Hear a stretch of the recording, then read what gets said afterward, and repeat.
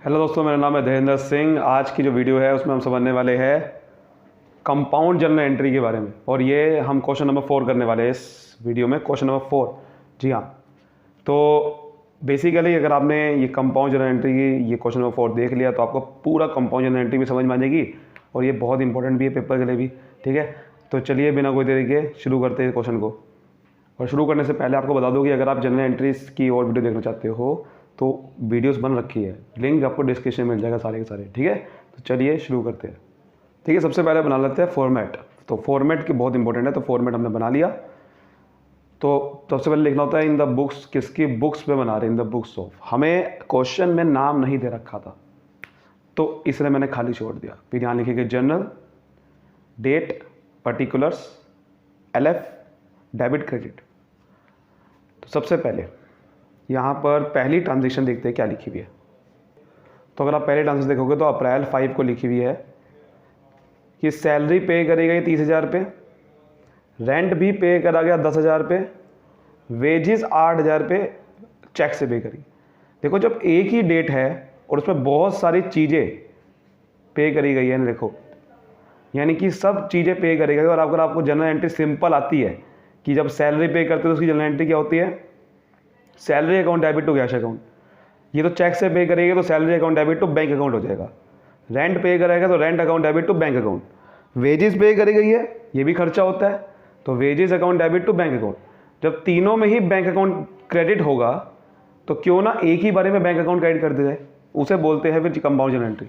कि जब आपका डेबिट और क्रेडिट में से जब एक चीज़ कॉमन है जो सब में सेम होगी तो वहाँ पर आप एक ही बारे में उसे जोड़ देते हो, उसे बोलते हैं कंपाउंड जर्नल एंट्री। तो देखिए सबसे पहले यहाँ लिखेंगे 2022 अप्रैल 5। ठीक है, तो देखो सैलरी पे करी गई तो आपको पता है जब कोई भी एक्सपेंस पे करा गया होता है तो एक्सपेंस को क्या करते हैं? डेबिट। तो सैलरीज अकाउंट डेबिट। ठीक है, 30,000 से पे करा गया था। उसके बाद कह रहा था कि रेंट पे करा गया, तो रेंट अकाउंट डेबिट। एक्सपेंसेस जो भी पे करते हैं उसे डेबिट करते हैं। फिर ऐसे ही वेजेस पे करा गया तो वेजेस अकाउंट डेबिट 8,000। तो तीनों ही क्योंकि डेबिट होते हैं तो तीनों को एक साथ डेबिट कर दिया। ये इसलिए करा क्योंकि तीनों में बैंक अकाउंट क्रेडिट होना था, तो हम क्या करेंगे? एक ही बारी में बैंक अकाउंट क्रेडिट कर देंगे। इसकी अलग अलग जनरल एंट्री वैसे होनी थी, salary account debit to bank account, rent account debit to bank account, wages account debit to bank account. But हमने क्योंकि ये जब तीनों में ही बैंक अकाउंट क्रेडिट है और डेट एक ही है तो क्या करते हैं? हम तीनों एंट्री और सबको जोड़ देते हैं, उसे बोलते हैं कंपाउंड जनरल एंट्री। तो देखो तीनों में जोड़ दूंगा तो तीनों में बैंक अकाउंट टोटल कितना क्रेडिट होगा? 48,000। तो ये होती है हमारी कंपाउंड जनरल एंट्री, क्योंकि बैंक कम हुआ बैंक का बैलेंस तो इसलिए बैंक अकाउंट हो गया क्रेडिट। नरेशन लिखेंगे being salaries, rent and wages paid by cheque. Clear? फिर यहां पर हम अगली जनरल एंट्री देखते हैं अब अप्रैल 7। ठीक है, अप्रैल 7 को देखें तो गुड्स परचेज करे गए हैं हरी से, लिखा हुआ है 30,000 रुपये के at 10% trade discount and 2% cash discount, और पेमेंट को इमीडिएटली पे करा दिया। अब देखो इसको ध्यान से समझना बिल्कुल। दरअसल इसका एक वर्किंग नोट बनाएंगे। वर्किंग नोट बेसिकली ना जब क्वेश्चन पूरा हो जाता है उसके बाद बना जाता है। तो पहले हम एक जगह छोड़ देंगे कि हाँ भाई क्वेश्चन इतने पेज पे आ जाएगा, तो उसके बाद एक वर्किंग नोट बनाएंगे ये। तो ऐसे वर्किंग नोट लिखेंगे। तो यहाँ पर हम जो निकाल रहे हैं, क्योंकि सेकंड जो हम कह रहे थे कि गुड्स परचेज करा हरी से, तो हम यहाँ निकालना है मुझे value, calculation of purchase value. ठीक है, calculation of purchase value from Hari,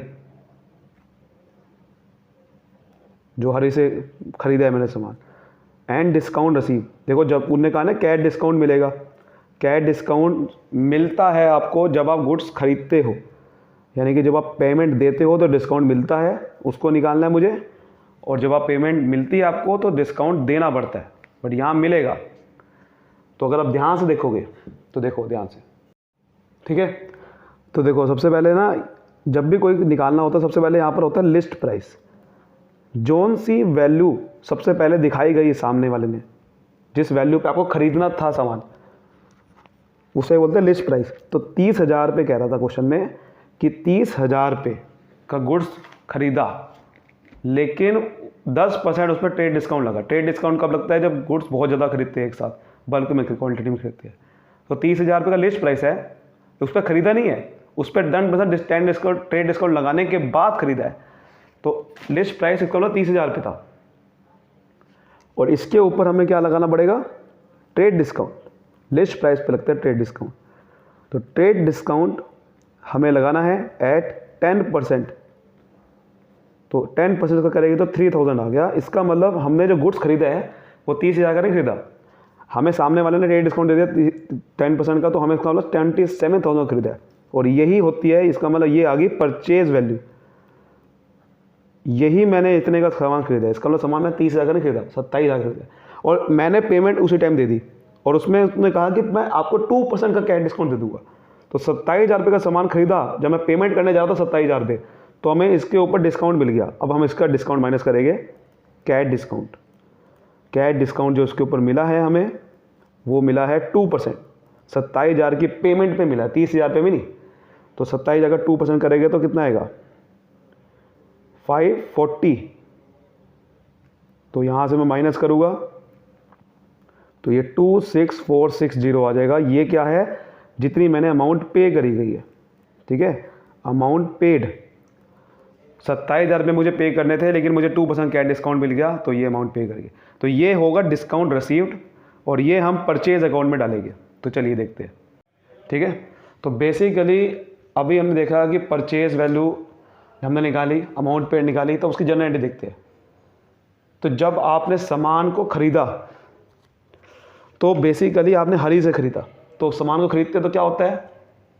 purchase account debit होता है। तो हम क्या करेंगे? Purchases account debit. अब हमने ये वैल्यू निकाली है, वो वैल्यू निकाली थी, देखो कितनी निकाली थी हमने वैल्यू, वो वैल्यू, तो आप ध्यान से देखोगे तो वो वैल्यू हमने निकाली है अभी भी, वो हमने वैल्यू निकाली है ये 27,000 रुपये। ट्रेड डिस्काउंट माइनस करने के बाद वैल्यू आएगी, ट्रेड डिस्काउंट रिकॉर्ड नहीं करते, तो ट्रेड डिस्काउंट ही देखते हम। तो क्या आएगा? 27। तो 27,000 रुपये हमने सामान खरीदा, 30,000 रुपये का सामान 27,000 में खरीदा। उसके बाद 2, अब क्योंकि लिखा हुआ था कि पेमेंट दी है इमीडिएटली, तो उधार में नहीं खरीदा, कैश में खरीदा है। नाम जरूर लिखा हो लेकिन कैश में खरीदा है। तो 2 कैश अकाउंट, कैश गया मेरे हाथ से। अब कैश कितना गया ये ध्यान समझना है। देखो मैंने अमाउंट पे कितनी करी है, लास्ट में हमने निकाला डिस्काउंट माइनस करने के बाद 26,460 उतनी पे करी है। तो 26,460 आएगा यहाँ पर। और बाकी का कहाँ गया? बाकी का मुझे डिस्काउंट मिला है। अब देखो, अब डिस्काउंट रिसीव की एंट्री दूसरी भी करनी पड़ती है, लेकिन हम कंपाउंड जनरल एंट्री से कर रहे हैं। पहले हमने एंट्री क्या करी? Purchase account debit to cash account. आप सीधा परचेज अकाउंट डेबिट पहले 2640 लिख सकते थे, बट मैंने सीधा 27,000 लिखा, बिकॉज परचेज तो 27,000 का है ना।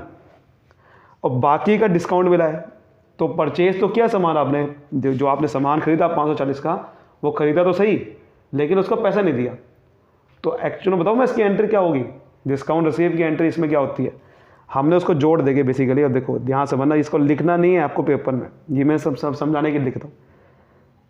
तो डिस्काउंट रिसीव्ड की देखो जनरल एंट्री क्या होगी? तो होगा क्या? आपने सामान खरीदा तो परचेज अकाउंट डेबिट होगा।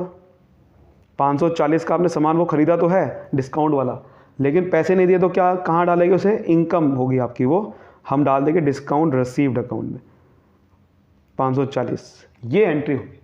लेकिन दोनों में देखो, इसमें परचेज अकाउंट डेबिट होगा, और जब कैश में खरीदा था इसमें परचेज अकाउंट डेबिट हो रहा है। तो हम दोनों एंट्री को एक साथ जोड़ देंगे। तो मैंने क्या करा? सीधा परचेज अकाउंट में सीधा 27,000 में डेबिट कर दिया, 540 प्लस 26,440, और फिर यहाँ पर लिख दे टू कैश अकाउंट। और यहाँ पर आपको पता है कि क्रेडिट में टू कैश अकाउंट तो था परचेज अकाउंट के साथ, एक और क्रेडिट में क्या है? Discount receive account. तो हम क्या लिखेंगे? टू डिस्काउंट, तो इसे कंपाउंड जनरल एंट्री बोलते हैं ना। तो टू डिस्काउंट रिसीव्ड अकाउंट 540 रुपये। समझ आ गई बात? नरेशन देखो क्या आएगी अब, नरेशन आएगी being goods purchased from Hari at 10% trade discount and 2% cash discount. Simple ये चीज़ होती है, बड़ा सिंपल सी होती है। समझ आ गई बात। अब देखते हैं हमारी अगली जर्नल एंट्री। देखो अगली क्या कह रहा है, ट्रांजेक्शन अप्रैल 15 को राजू को पे करा गया 5,000 रुपये इन कैश एंड 7,000 रुपये चेक। तो देखो दोनों में पे करा गया है। अब आप देखो कैश में पे करा गया हो तो क्या एंट्री होगी, Raju debit to cash account. जिसको पैसा पे करा गया वो डेबिट होता है और जो गया वो क्रेडिट होता है, तो Raju debit to cash account. दूसरी जनरल एंट्री होगी राजू को चेक से पे करा गया 7,000 रुपये, तो Raju debit to bank account. अब दोनों में राजू डेबिट हो रहा है तो क्यों ना एक ही बारे में राजू को डेबिट कर दे, तो वही करेंगे। तो अप्रैल 15 तो क्या करेंगे, इसमें दोनों में राजू डेबिट हो रहा था तो एक ही बारी में राजू को डेबिट करेंगे। राजू डेबिट, राजू के साथ अकाउंट नहीं लगाएंगे। अब आपको पता है कि पहले तो आपने कैश से पे करा गया तो टू कैश अकाउंट, फिर आपने बैंक से पे करा गया तो टू बैंक अकाउंट। आपने दोनों को जोड़ दिया एक ही बारे में और राजू डेबिट। अब देखो कैश में कितना पे करा गया आपने, 5,000 पे कह रहा था, और चेक से यानी कि बैंक अकाउंट कितना कम हुआ, 7,000 रुपये। तो टोटल 12,000 रुपये आपका पे करा गया है आपने। तो राजू को इसका मतलब 12,000 से डेबिट करेंगे। पहले राजू को पहले 5,000 से डेबिट करेंगे, फिर 7,000 से। तो दोनों में ही राजू डेबिट है तो क्यों ना राजू को एक साथ जोड़ के डेबिट कर दूँ, तो उसे बोलते हैं कंपाउंड जर्नल एंट्री। तो नरेशन क्या आएगी, being amount paid to Raju in cash and by cheque. समझ आ गई बात, ये होता है। देखो अगली एंट्री देखो, goods sold to Roma for 5,000 रुपये। फिर वही कह रहा है, हमने इसका भी वर्किंग नोट बनाएंगे। अब रोमा का गुड्स सोल्ड करा गया, सोल्ड करा गया इस बार 20% ट्रेड डिस्काउंट माइनस करने के बाद और 3% कैश डिस्काउंट, और आधी पेमेंट इमीडिएटली मिली है। देखो तो वर्किंग नोट बनाएंगे, calculation of sale value to Roma को मैंने बेचा ना, एंड डिस्काउंट अलाउड, क्योंकि जब हम गुड्स बेचेंगे तो पैसा मिलता है तो उस समय मैं डिस्काउंट दूंगा, तो डिस्काउंट अलाउड वैल्यू निकालते हैं। ठीक है, यहाँ पर भी सेम ट्रीटमेंट होगा जैसे ऊपर करा था मैंने। ऊपर क्या करा था, लिस्ट प्राइस है ना, ये सब चीज़ें लिखते थे, यहाँ पर भी वैसे लिखूंगा। तो देखो सबसे पहले आएगा लिस्ट प्राइस। तो लिस्ट प्राइस जो गिवन था वो था वही कि 5,000 रुपये का सामान मैंने 20% ट्रेड डिस्काउंट बेचा। ठीक है, तो ये लिस्ट प्राइस आपके सामने दे रखा था। अब लिस्ट प्राइस आप देखो तो 5,000 रुपये दे रखा था, इसके ऊपर क्या लगाएंगे हम, ट्रेड डिस्काउंट। अब ट्रेड डिस्काउंट हमारे सामने कह रहा था कि 20% का है, तो इसको 20% माइनस करेंगे तो 1,000 रुपये माइनस होगा, तो 4,000 वैल्यू होगी। ये क्या है, ये बेसिकली आ गई सेल्स वैल्यू। यही मेन निकालना था कि सेल्स अकाउंट में कितना जाएगा, सेल वैल्यू निकालनी थी। अब उसने कहा कि आधी पेमेंट इमीडिएटली दे दी। अब ये ध्यान रखना कि जब पेमेंट देते हैं तो कैश डिस्काउंट लगता है। ये कैश डिस्काउंट तब लगता है जब पेमेंट देते हैं या लेते हैं। अब सामने वाले बंदे ने, क्योंकि यहाँ पर तो सामान बेचा है तो हमें पेमेंट मिली है, तो सामने वाले बंदे ने आधी पेमेंट इसी टाइम दिया इमीडिएटली, बाकी आधी नहीं दी। तो उसका मतलब बाकी आधी पेमेंट पे डिस्काउंट थोड़ी लगेगा। डिस्काउंट अगर हमने 4,000 रुपये लगा दिए तो क्वेश्चन गलत हो जाएगा, बिकॉज पूरी पेमेंट नहीं दी, जितनी पेमेंट दी है उतने पे ही डिस्काउंट लगता है। तो हमें इसमें से माइनस करना पड़ेगा पहले जो क्रेडिट सेल हुई है, क्योंकि आधी पेमेंट नहीं दी तो इसका मतलब वो पेमेंट बाद में देगा, तो वो उधार वाली सेल है। तो आधा 4,000 का आधा कितना होता है, हाफ। 4,000 का आधा 2,000, तो 2,000 रुपये का पेमेंट नहीं दी तो 2,000 रुपये के बाद में देगा, तो वो क्रेडिट सेल होगी। तो बाकी इसका मतलब 2,000 रुपये ये पेमेंट दी है, ये क्या है, कैश सेल्स। ये कैश सेल्स होगी। इसके ऊपर डिस्काउंट, इसने इस पेमेंट को दिया है 2,000 रुपये, इसके ऊपर हमें कैश डिस्काउंट उसे देना है, तो कैश डिस्काउंट यहाँ माइनस करेंगे। तो कैश डिस्काउंट जो कि 3% कह रहा था वो, तो 2,000 का 3% कितना होता है, 60 रुपये। तो 1940 ये हमने अमाउंट रिसीव हुई, हमें पे नहीं करी, ये कोई सेल करे इस बार, तो अमाउंट रिसीव इतनी की हुई। समझ आ रही बात, ये चीज़ होती है। तो चलिए यहाँ पर आप जनरल एंट्री करते हैं इसकी। तो अप्रैल 18 को जनरल एंट्री करेंगे तो देखो मैंने सेल करी है तो पैसा आया, तो कैश अकाउंट डेबिट होगा।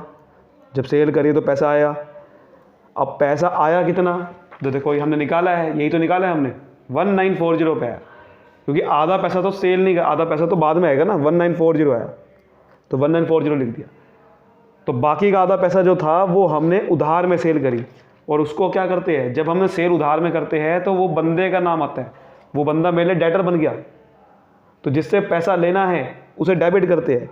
तो बंदे का नाम था रोमा, तो रोमा को डेबिट करेंगे 2000 से, क्योंकि उससे पैसा लेना था। अब आप सोचोगे कि मैं भाई ये क्या कर रहा हूँ, ये कंपाउंड जनरल एंट्री हो रही है ना, क्योंकि दोनों में ही सेल्स अकाउंट क्रेडिट होना है। तो टू सेल्स अकाउंट, सेल हुई तो सेल्स अकाउंट क्रेडिट होता है। तो सेल्स दोनों में ही हुई है, एक कर सकता था मैं अलग अलग एंट्री कर सकता था, cash account debit to sales account, Roma debit to sales account, but हमने क्या करा, जब दोनों में ही सेल्स अकाउंट क्रेडिट है तो दोनों को जोड़ दिया, तो इसे बोलते हैं कंपाउंड जनरल एंट्री। लेकिन सेल्स कितनी की हुई है, सेल्स तो सर हुई है 4000 रुपये की, तो यहाँ पर 4000 रुपये आएगा। लेकिन ये एंट्री तब भी मैच नहीं हो रही है, डेबिट और क्रेडिट मैच नहीं हो रहा है, क्योंकि कैश अकाउंट में आपने 1940 लिखा है, 2000 नहीं लिखा। तो बाकी का पैसा कहाँ गया, यहाँ पर 60 रुपये की कमी आ रही है डेबिट साइड पे, वो डेबिट साइड पे 60 रुपये कमी आ रही है, वो कहाँ गया, वो आपने डिस्काउंट दिया। तो यहाँ पर लिखना पड़ेगा डिस्काउंट अलाउड, क्योंकि ये इस बार डिस्काउंट दिया है तो आपका खर्चा है। यहाँ पर डिस्काउंट मिला था तो ये इनकम थी, बट यहाँ पर एक्सपेंस है एक तरह का वो, तो 60 रुपये का डिस्काउंट दिया। तो देखो तीनों में ही सेल्स अकाउंट क्रेडिट होना था, डिस्काउंट अलाउड टू सेल्स, क्योंकि सेल्स अकाउंट में 60 सेल्स, तो देखो 60 रुपये का जो आपने डिस्काउंट दिया वो सेल तो हुई है ना, तो डिस्काउंट की एंट्री यहाँ पर क्या होगी कि discount allowed account debit to sales account, क्योंकि सेल 60 रुपये की तो हुई है वो, बट पैसा नहीं मिला उसका, डिस्काउंट दे दिया आपने, तो डिस्काउंट अलाउड टू सेल्स, इसमें भी यही होना था, तीनों में सेल्स अकाउंट क्रेडिट था तो तीनों को जोड़ दिया। तो ये होती है इसकी नीति। तो बीइंग गुड्स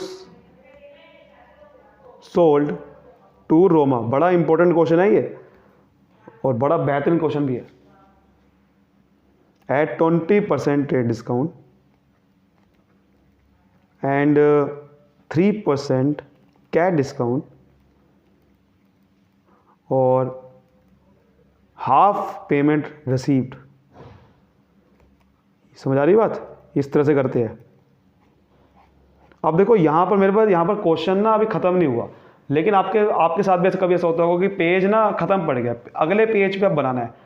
तो अगले पेज बनाने से पहले हम क्या करते हैं, जब भी आपको अगले पेज पे आपको इसको ट्रांसफ़र करना है ये जनरल को, तो क्या करना होता है, पहले आपको टोटल करना होता है, और टोटल करने के बाद क्या करने का होगा, CF कैरी फॉरवर्ड। तो पहले आपको टोटल कर देना होता है अगले पेज पे, पहले ट्रांसफ़र करने से पहले। तो टोटल करना है पहले आपको, तो टोटल करो उसका, ठीक है। तो टोटल करोगे, देखो आपको यहाँ पर आप टोटल करो, तो टोटल कितना आ रहा है, 91,000 आ रहेगा। कितना आएगा, 91,000 आएगा देखो इसका टोटल। तो हम पहले इसका टोटल मैं यहाँ पर लिख लूँगा, क्योंकि डेबिट साइड का टोटल और क्रेडिट साइड का टोटल बराबर ही आता है, जितना डेबिट होगा तो क्रेडिट होगा। तो ये आपने लिखा, तो अब आपको क्या करना है, अब आपको ये टोटल CF को अगले पेज पे आपको ट्रांसफ़र करना है, ये वाला टोटल को, तो उसे बोला जाएगा ब्रॉड फॉरवर्ड। समझ रहे बात को। तो पहले आपने जो टोटल निकाला इसको, तो आप इसको लाइन खींच दो यहाँ पर पूरी, ठीक है। अब हम इसको आगे ट्रांसफ़र करते हैं, ठीक है। तो देखो यहाँ पर दोबारा से वही फॉरवर्ड बना दिया है। अब हमें क्या करना है, वो टोटल को ट्रांसफ़र कर दें। तो यहाँ लिखिएगा टोटल ब्रॉड फॉरवर्ड, पहले BF कैरी फॉरवर्ड लिखा था, ब्रॉड फॉरवर्ड का मतलब होता है पीछे से आ रहा है टोटल, तो वो लिख दिया, ठीक है। अब हमें जनरल एंट्री दोबारा से करनी है। अब अगली करेंगे अप्रैल 20 की, देखते क्या लिखा हुआ वहाँ पर, देखो। तो अप्रैल 20 को आप ध्यान से देखोगे तो क्या लिखा हुआ है कि गुड्स सोल्ड टू रमेश 8000 रुपये, और उसने चेक से इमीडिएटली पैसा दे दिया। तो ये तो बड़ा सिंपल सी एंट्री होगी ना भाई, पैसा सेल करा है गुड्स, तो आपको पता है टू सेल्स अकाउंट तो आएगा ही आएगा। तो टू सेल्स अकाउंट 8000 से करा है। अब प्रॉब्लम यहाँ पर यह है कि उसने 5000 रुपये इमीडिएटली दिया, तो 5000 रुपये अगर इमीडिएटली दिया है तो पैसा चेक से दिया है वो, और बैंक अकाउंट क्या होगा, डेबिट। पैसा आया बैंक में, तो बैंक अकाउंट डेबिट कितने से, 5,000 से। तो बाकी का 3,000 रुपये कहाँ गया, वो पैसा नहीं अभी दिया उसने, वो बाद में देगा। तो जब बाद में देगा तो बन जाता है डेटर, और डेटर का नाम लिखा जाएगा, क्या नाम है उसका, रमेश। तो रमेश को डेबिट कर दूंगा 3,000 से। अब देखो कंपाउंड जर्नल एंट्री कर दी मैंने।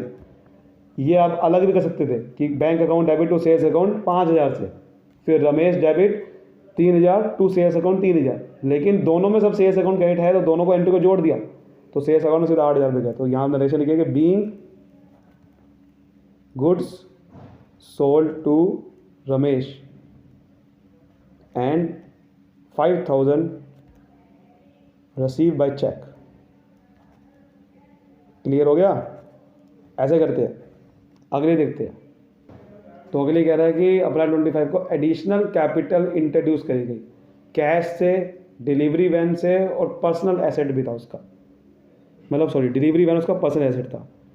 तो देखो जब भी कैपिटल इंट्रोड्यूस करते हैं, अब कैपिटल बिजनेस के लिए लायबिलिटी होती है, बिकॉज हम separate business entity principle follow करते हैं। कैपिटल हमारे क्या होते हैं, लायबिलिटी। तो टू कैपिटल अकाउंट, और लायबिलिटी क्या होती है, क्रेडिट। जो भी आपका बिजनेस के लिए लायबिलिटी है, यानी कि फ्यूचर में जो पे करना है उसे क्रेडिट करते हैं, तो टू कैपिटल अकाउंट। लेकिन आपको ध्यान से बनना है कि सिर्फ एक बारी में पैसा लगाया, कैश अकाउंट से पैसा लगाया, कैश डाला तो कैश आया बिजनेस में, तो जो आता है डेबिट करेंगे। अब एक तरीका है कि पहले आप cash account debit to capital account डालो, दूसरा आपने डिलीवरी वैन भी डाली है, डिलीवरी वैन बिजनेस का एसेट आ गया, तो delivery van account debit to capital account. अब जब दोनों में ही कैपिटल अकाउंट क्रेडिट ही करना है, तो क्यों ना दोनों को फिर एक ही एंट्री में कर दी जाए। तो डिलीवरी वैन यहाँ भी डेबिट कर देते हैं, तो डिलीवरी वैन अकाउंट डेबिट। तो जब दोनों में ही इसके साथ, दोनों के साथ कैपिटल अकाउंट क्रेडिट था, तो मैंने क्या करा, दोनों को जोड़। तो कैश अकाउंट कितना डाला आपने, 10 कैश डाला 10,000 पे, डिलीवरी वैन डाली 50,000 की, तो किसको कैपिटल कितना आ गई टोटल, 60,000 की। तो इसे बोलते हैं कंपाउंड जनरेशन आएगी बीइंग, बस ऐसे आपको लिखना है, बीइंग एडिशनल कैपिटल इंट्रोड्यूस, ज़्यादा बड़ी नहीं लिखनी narration, being additional capital introduce. समझ आ गई बात। अगली देखो आप journal entry, cash paid to Anil 975 रुपये का, और डिस्काउंट रिसीव हुआ 25 रुपये के, तो उसकी करते हैं। तो अप्रैल 26 को गया, देखो कैश पे करा गया, तो कैश पे करा गया अनिल को। अब अनिल कौन था, देखो जब हम किसी को कैश पे कर रहे हैं, मैं थोड़ा बताता हूँ उसको, आपको ध्यान से देखो, मेरी बात ध्यान से करना। अगर मैंने कोई अनिल को पैसा दिया है, तो मेरे लिए अनिल कौन होगा, मैंने अनिल से पहले सामान खरीदा होगा, यानी कि मैंने स्टार्टिंग में कोई अनिल पहले ऊपर लिखा हुआ नहीं था, लेकिन मैंने पहले अनिल से कोई सामान खरीदा होगा, तो मैंने एंट्री ये करी हो। जब हम सामान उधार में खरीदते तो क्या करते हैं, परचेज अकाउंट डेबिट, और टू अगर उधार में सामान खरीदा तो बंदे का नाम आ जाए, क्रेडिटर का नाम आ जाता है, तो मैंने ये करा होगा। अब उस बंदे ने, अनिल ने मुझे पैसा दिया, तो जब पैसा दिया तो ये अनिल का अकाउंट मुझे बंद करना है, पैसा आ गया ना उससे, तो बंद करने के लिए क्या करूँगा, क्रेडिट था तो क्या कर दूंगा, डेबिट। जब किसी का अकाउंट बंद करना है तो क्या करते हैं, क्रेडिट है तो डेबिट, तो अनिल को डेबिट कर देंगे। अब अनिल को डेबिट करेंगे तो टू मेरे हाथ, उसने देखो मैंने पैसा पे कर, तो कैश पैसा गया, तो टू कैश अकाउंट। अब लेकिन अनिल से डिस्काउंट मुझे मिला, तो पहले मैंने जो पैसा दिया वो 975 का दिया, तो अनिल ने कहा कि बाकी का जो पैसा था मैं आपको, वो आपने पे नहीं करना मुझे, तो वो तो लेकिन पैसा तो था ना, लेना था उससे, पैसा देना था उसे, तो अनिल का डेबिट तो वो भी करूँगा 25 से, लेकिन वो पैसा वो कह रहा है कि आपको देने की जरूरत नहीं, तो यानी कि वो इनकम होगी। तो अनिल को 25 रुपये से वो भी डेबिट करूँगा, क्योंकि अनिल का अकाउंट तो पूरा डेबिट करना है। अनिल से इसका मतलब 1,000 रुपये लेने थे, अनिल से 1,000 रुपये लेने थे। अनिल को मैंने 975 दिए, और 25 रुपये उसने कहा कि आपको देने की जरूरत नहीं है, तो मैंने वो अनिल का अकाउंट 25 रुपये तो कैंसिल कर दिया, लेकिन वो देने की जरूरत नहीं पड़ी, तो मैंने वो कहाँ डाल दिया, डिस्काउंट रिसीव, यानी कि उससे डिस्काउंट मिल गया। तो ये एंट्री होगी कि अनिल 975 को, अनिल का अकाउंट पूरा 1,000 से बंद करना है, अनिल को पैसे नहीं देने अब, लेकिन मैंने दिया 975 रुपये, 25 रुपये का मैंने आपको पैसा, उसने कहा कि आपको डिस्काउंट दे रहा हूँ, तो अनिल का अकाउंट 25 रुपये तो बंद होगा वो भी, लेकिन वो पैसा कहाँ चला गया, डिस्काउंट रिसीव, यानी कि इनकम बन गई। तो आप ध्यान से देखो, दोनों में अनिल डेबिट हो रहा है, तो क्यों ना मैं एक ही एंट्री कर दूँ, क्या एंट्री, अनिल डेबिट 1,000 रुपये से, क्योंकि 975 आपने पहले डेबिट करा, फिर 25 रुपये, इसका मतलब 1,000 रुपये डेबिट करना था, और टू कैश से कितना पैसा पे किया, 975 रुपये, तो बाकी का 25 रुपये कहाँ गया, डिस्काउंट रिसीव। तो ये हमारी एक ही बारी में एंट्री हो जाएगी कंपाउंड जनरल एंट्री, पर ये Anil debit to cash account to discount. समझ आ गई बात? तो चलिए यहाँ पर वही करते हैं सीधा एक ही बारी में कि अनिल को 1000, अनिल से इसका मतलब 1000 पे देने थे, तो अनिल को मैंने 1000 से डेबिट करा, लेकिन मैंने जो कैश से दिया वो सिर्फ दिया 975 पे, और बाकी का आपको डिस्काउंट मिल गया तो वो इनकम होगी, तो उसे क्या करेंगे? क्रेडिट। तो डिस्काउंट रिसीव्ड अकाउंट 25 रुपये से। तो नरेशन आएगी being cash paid to Anil and discount received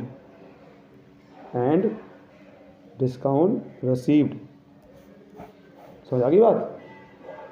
देखो अगली हमारी अप्रैल 30 को क्या कह रहा है? अब राजू को पैसा पे करा गया कैश से भी और चेक से भी। ये तो मुझे आप खुद बताओगे कैसे करेंगे, बहुत सिंपल है ना। तो देखो अब आपको पता है राजू को पैसा पे करा, जैसे कि हम देख रहे थे अनिल को पैसा पे कर रहे थे तो मैं अनिल को डेबिट करता, यानी कि मैंने अनिल से कोई सामान खरीदा होगा तो मैंने अनिल को पहले क्रेडिट करा होगा। ऐसे ही राजू से कोई सामान खरीदा होगा, ऐसे ही मैंने राजू से सामान खरीदा होगा तो एंट्री मैंने करी होगी purchase account debit to Raju. अब राजू को पैसा दे दिया है तो राजू को क्या करेंगे? राजू क्रेडिट था ना, राजू को पैसा दिया तो राजू अकाउंट बंद करना है, तो क्या करेंगे? क्रेडिट है तो डेबिट, बिल्कुल सही। तो अप्रैल 30 तो राजू को पैसा दिया ना, तो राजू डेबिट। अब राजू को डेबिट किया, लेकिन अभी राजू में अमाउंट नहीं लिख रहा क्योंकि राजू को पैसा कैश से भी दिया चेक से भी दिया, तो पहले वो लिख देते हैं कि दोनों को। अब एक तरीका है कि मैं दोनों अलग अलग एंट्री करूँ, Raju debit to cash account, Raju debit to bank account. अब दोनों में राजू डेबिट हो रहा तो क्यों ना एक ही एंट्री कर दे, राजू डेबिट टू कैश और Raju debit to bank. Cheque से पैसा दिया तो बैंक अकाउंट में, तो कैश से दिया 1000 रुपये और बैंक से दिया 2000 रुपये, इसका मतलब टोटल मुझे 3000 रुपये देने थे। तो ये ऐसा करना है, तो पहले नहीं लिखना यहाँ पर, पहले ये लिखेंगे।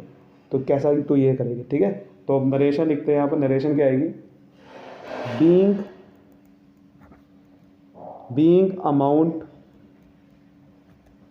Paid to Raju in cash and by cheque. समझा की बात? लॉजिक से चलना है, लॉजिक से, कोई रूल याद नहीं करने, लॉजिक चलना होता है। देखो लास्ट एंट्री क्या कह रहा है कि paid 4800 to Mohan in settlement office account. देखो जब भी वर्ड सेटलमेंट आ गया इसका मतलब हो गया कि आपने उसका अकाउंट पूरा सेटल करना है, पूरा अकाउंट बंद करना है, तो बाकी का पैसा या तो आपको डिस्काउंट मिलेगा या दोगे। जब भी सेटलमेंट वर्ड आ गया इसका मतलब यह है कि आपको पैसे को पूरा सेटल कर देना है, यानी कि जितना उससे पैसा देना था या लेना था उसका अकाउंट पूरा बंद करना है। जैसे मोहन को पैसा 4800 दिया, लेकिन देना कितना था? 5000 रुपये, तो ये कह रहा है कि सेटलमेंट मतलब 5000 रुपये का पूरा सेटलमेंट कर देना है। तो जो बाकी का 200 रुपये बच जाएगा वो डिस्काउंट या तो मुझे मिलेगा या देंगे। अब आपको समझना है कि जब मैं पैसा देता हूँ तो डिस्काउंट मुझे मिलता है, और जब मुझे पैसा मिलता है तो मैं डिस्काउंट देता हूँ सामने वाले को। तो यहाँ पर मुझे डिस्काउंट 200 रुपये का इसका मतलब मिल गया, क्योंकि 200 रुपया मुझे देने नहीं पड़े, मैंने सीधा 4800 दे दिया पूरा सेटलमेंट करने में 5000 रुपये, तो बाकी 200 रुपये सामने वाले ने मुझे डिस्काउंट दे दिया होगा। तो ये चीज़ करनी है। फिर दोबारा उसी पे आ जाओ, देखो ये वाली जैसे कि हमने अनिल को करा था, इसका मतलब मैंने कोई मोहन से पैसा लेना था तो मैंने एंट्री पहले क्या करी होगी, सॉरी मैंने मोहन को पैसा देना था तो मैंने एंट्री करी होगी purchase account debit to Mohan. अब मोहन को पैसा दे रहा तो मोहन का अकाउंट क्रेडिट था तो डेबिट करेंगे नहीं करेंगे। फिर वही पैसा दिया तो कैश अकाउंट क्रेडिट होगा, अब जो नहीं दिया वो डिस्काउंट जो मिल गया उसे क्या करते हैं? डिस्काउंट रिसीव में। अब दोनों में मोहन डेबिट था तो क्या करेंगे? दोनों एक ही बारे मोहन डेबिट कर देंगे। सिंपल वही जनरल एंट्री करते हैं, तो देखो वही वाली करेंगे। तो देखो यहाँ पर करेंगे अप्रैल 30, तो मोहन को पैसा दिया ना तो इसका मतलब मोहन का पहले क्रेडिट था तो मोहन डेबिट। अब देखो 4800 दिए तो टू कैश अकाउंट, कैश से पैसा कितना गया? 4800। अब आपको एक दूसरी फिर आपने इसका मतलब 200 रुपये उसको नहीं दी, सेटलमेंट कितनी करनी थी? 5000 रुपये। तो मोहन का तो पूरा 5000 रुपये का अकाउंट सेटल करना है, यानी कि पूरा अकाउंट बंद कर देना 5000 रुपये का, तो कर दिया। लेकिन पैसा दिया 4800, तो बाकी का 200 रुपये कहाँ गया? बाकी का 200 रुपये कहाँ गया? बाकी का 200 रुपये आपको मिल गया डिस्काउंट, क्योंकि मोहन को 5000 रुपये देने थे लेकिन आपने 4800 दिए तो बाकी सामने वाले ने आपको डिस्काउंट दे दिया। तो डिस्काउंट रिसीव क्या होता है? क्रेडिट। तो यहाँ लिखना है डिस्काउंट आपको मिला ना तो डिस्काउंट रिसीव्ड। इसको अलग अलग भी कर सकते हो, Mohan debit to cash account, Mohan debit to discount receive account, but compound journal entry कर सकते हैं क्योंकि मोहन दोनों में डेबिट था। तो यहाँ पर करेंगे तो बीइंग अमाउंट ऐसे लिखेंगे, amount paid to Mohan in full settlement कह सकते हो आप, ये settlement, in settlement of his account, आपने पूरा अकाउंट उसका सेटल कर दिया। कभी कभी पूरा अकाउंट सेटल नहीं करते, अगर पूरा अकाउंट सेटल करते हैं तो लिखते हैं फुल सेटलमेंट। कई बार क्या होता है कि मोहन को मान लो, देखो यहाँ पर सेटलमेंट वर्ड लिखा हुआ है, इसका मतलब है कि पूरा अकाउंट सेटल नहीं करा होगा, लेकिन ये जो 5,000 रुपये का हिसाब किताब था उसको सेटल कर दिया। ठीक है, कई बार क्या होता है कि हम पूरा सेटल नहीं करते, हमने सिर्फ 5,000 रुपये का अकाउंट सेटल कर दिया। तो ये जो हो गया, अब यहाँ पर टोटल लिखेंगे। अब यहाँ पर टोटल करेंगे, देखो यहाँ पर सारा टोटल, अब देखो पहले मैंने ब्रॉड फॉरवर्ड टोटल कर दिया था, यही इसका मतलब होता है ब्रॉड फॉरवर्ड का फ़ायदा ये हो गया कि अब मुझे पीछे नहीं झांकना पड़ेगा कि पहले टोटल कितना था। अब मुझे बस 91,000 में सारा ऐड करना है, करेंगे तो ये हो जाएगा 1,68,000। कितना हो जाएगा? 1,68,000। तो यहाँ पर बेसिकली जो लिखेंगे ना 1,68,000, जो यहाँ टोटल आएगा वही यहाँ टोटल आएगा। तो बस ऐसे ये पूरा बंद कर देंगे, ठीक है, लाइन खींच के। तो उम्मीद करता हूँ आपको समझ में आएगा बहुत अच्छे से। वीडियो को लाइक करें, सब्सक्राइब करें। Thank you so much, all the best.